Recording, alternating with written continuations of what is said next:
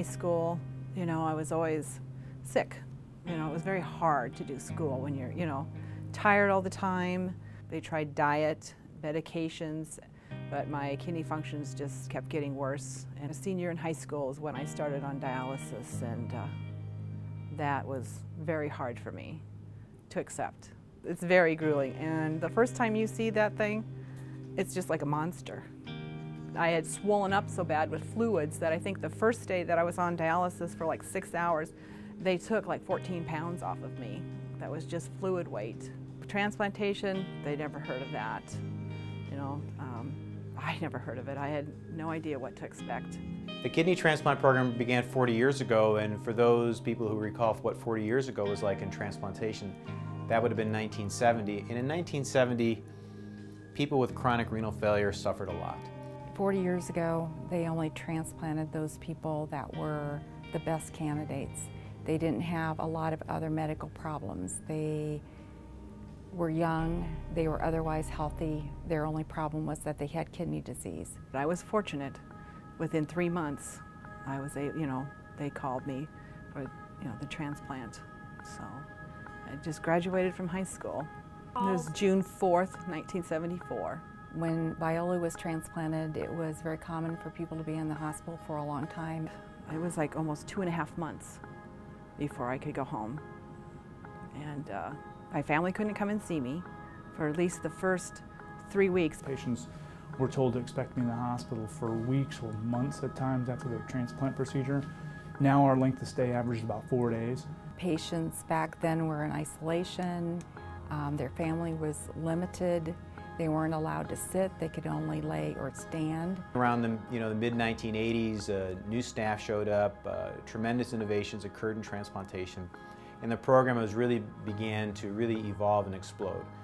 As transplant has grown, as our physicians have gained more experience, as medications have improved, we're able to transplant people who fall outside of those perfect parameters.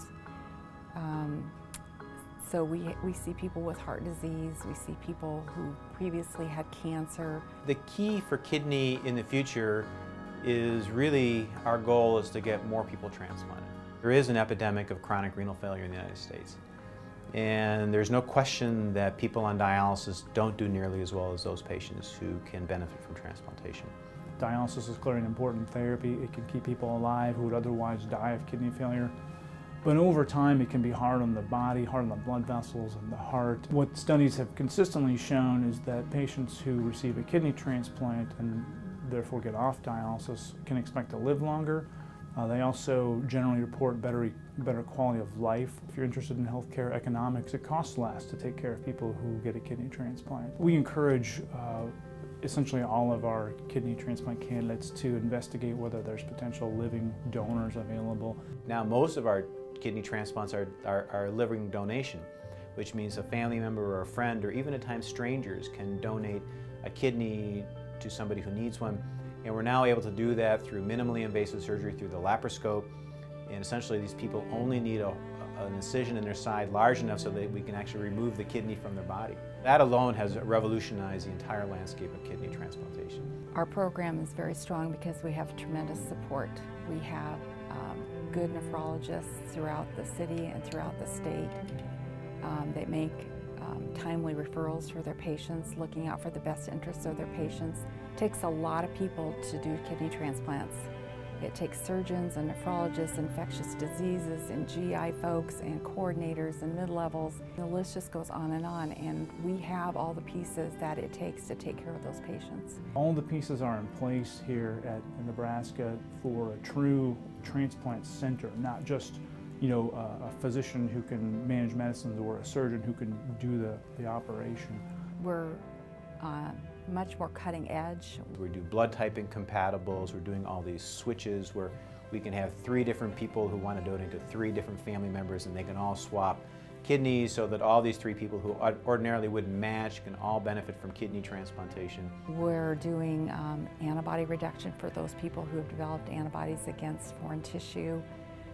We retransplant. If somebody's had 2 transplants, we'll consider them for a 3rd.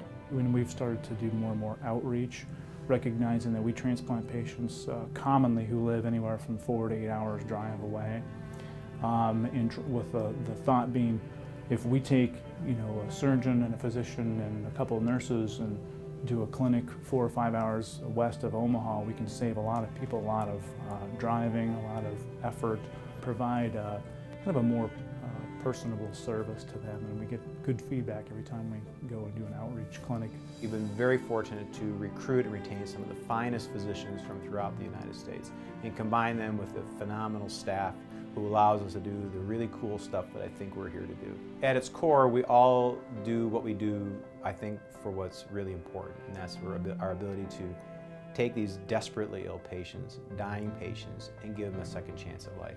Those transplant reunions are probably way more emotional for the staff than the patients will ever know.